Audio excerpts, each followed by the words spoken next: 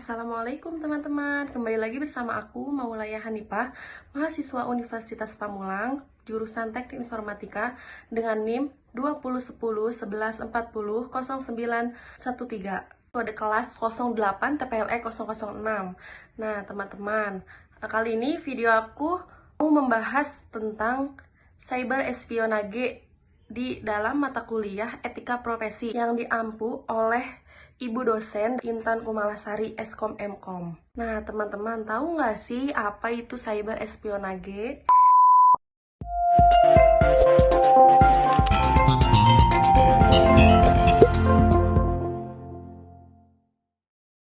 Cyber espionage itu adalah aktivitas spionase yang dilakukan di dunia cyber melalui sistem informasi maupun internet. Nah, teman-teman, dengan kata lain, cyber espionage itu praktik mata-mata dengan tujuan mendapatkan informasi tentang perusahaan, negara, pemerintah, maupun militer. Nah, begitu teman-teman. Satu hal penting harus kita tahu, yaitu tentang kejahatan cyber itu bisa jadi para pelaku atau hacker memang secara sengaja direkrut atau dipekerjakan dengan berbekal pengetahuan teknis dalam mengambil informasi dari infrastruktur dan sumber daya lain. Tentunya mereka mendapatkan harga yang sebanding sih. Cyber espionage juga turut menciptakan kekacauan dalam acara besar bertaraf nasional dan internasional. Bahkan dapat mempengaruhi hasil pemilihan politik serta berdampak pada keberhasilan perusahaan dalam sebuah kompetisi.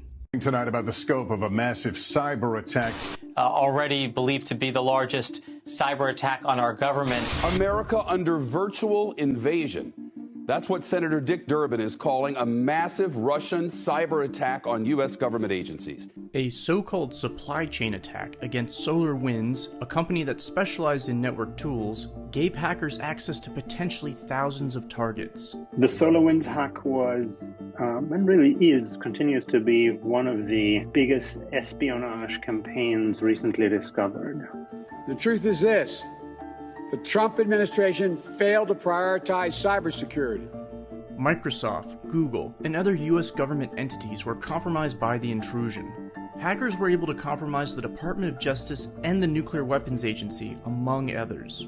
Advanced attacker, we believe to be the Russians. All evidence points to one intelligence service or another in Russia, although there's some debate about exactly which one.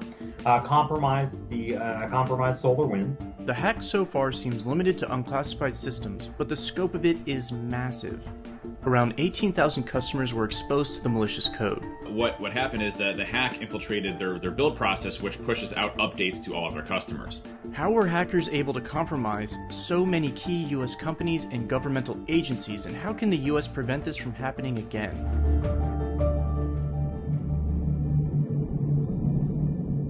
Pada bulan Desember di tahun 2020, SolarWinds mengetahui bahwa mereka telah menjadi korban peretas. Aktor tadi kenal telah memasukkan malware bernama Sunburst ke dalam pembaruan perangkat lunak yang berpotensi memberikan peretas akses ke ribuan data pelanggannya, teman-teman, termasuk lembaga pemerintah di seluruh dunia dan militer AS.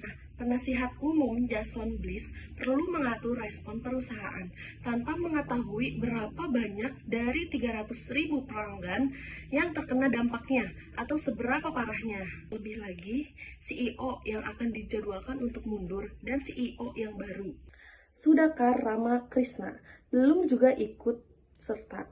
Bliss perlu segera mengkomunikasikan rencana tindakan perusahaan kepada pelanggan dan media. Dalam episode Cold Call kali ini, Profesor Frank Nagel dari Harvard Business School membahas tanggapan SolarWinds terhadap serangan rantai pasokan ini dalam kasus SolarWinds menghadapi Sunburst.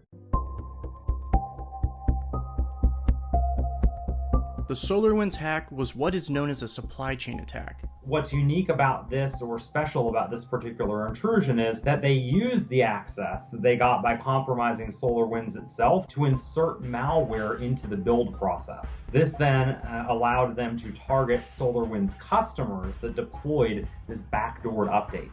They pushed this update out, which allowed them to essentially put malicious code on any customer of SolarWinds that had the Orion platform in place, and then have access to their infrastructure. Some of the companies that were involved: Microsoft, Cisco, Intel, a lot of Department of Defense type organizations, federal government installations, big companies that were impacted by this. These updates were signed off on by the original vendor, and there was no reason to suspect that they were compromised or a threat to other systems. And the intrusion was uncovered by the cybersecurity company FireEye.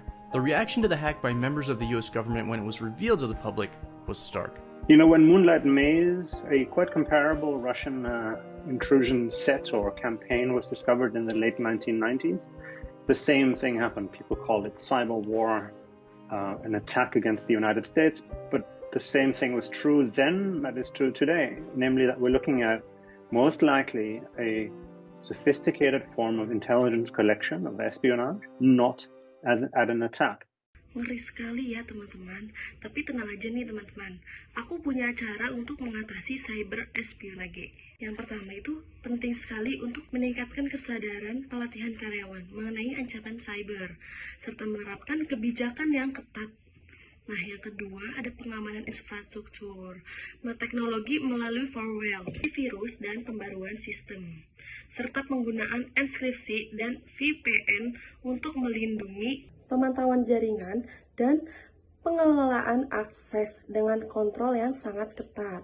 Kolaborasi komunitas keamanan cyber dan pemantauan intelijen ancaman membantu menjaga kewaspadaan terhadap ancaman yang terus berkembang. Nah, mungkin ini saja teman-teman materi yang aku sampaikan di video kali ini. Kurang lebihnya mohon maaf karena aku juga masih sama-sama belajar. Nah, wassalamualaikum warahmatullahi wabarakatuh. Bye bye.